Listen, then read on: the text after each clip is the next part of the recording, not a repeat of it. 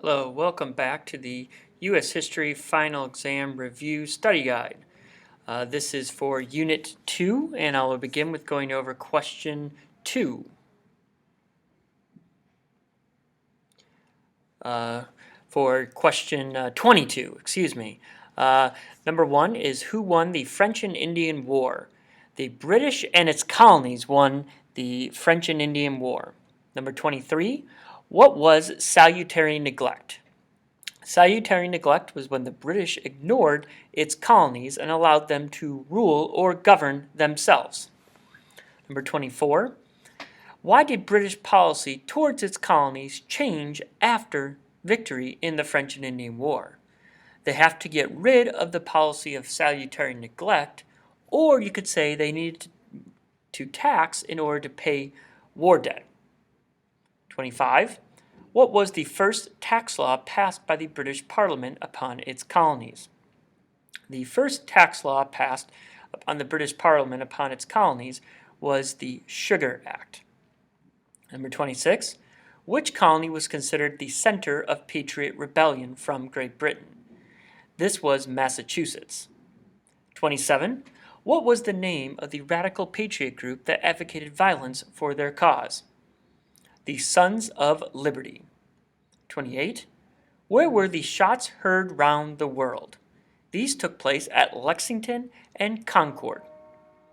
29. What was the purpose of the Second Continental Congress? To rebel, or you could say to start a war against Great Britain. 30. Let me scroll up for you.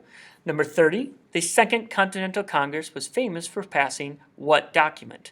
The Declaration of Independence. Number 31. Who wrote the famous pamphlet known as Common Sense? His name was Thomas Paine. The last name is more important to get down, so put down Paine with an E. 32. What was the turning point of the Revolutionary War? The turning point was at the Battle of Saratoga. 33. Which country gave aid to the Patriots in the Revolutionary War? France. 34. Who was appointed general of the Continental Army? George Washington. Please know that one. 35. Before the Revolutionary War was over, what first form of government for the United States existed? The Articles of Confederation. 36. Where did General Charles Cornwallis surrender at? He surrendered at the Battle of Yorktown. 37. What were two weaknesses? You just need two weaknesses of the Articles of Confederation.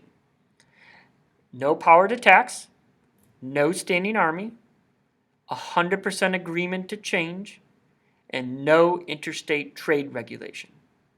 No power to tax, no standing army, 100% agreement to change, and no interstate trade regulation. You need two of those.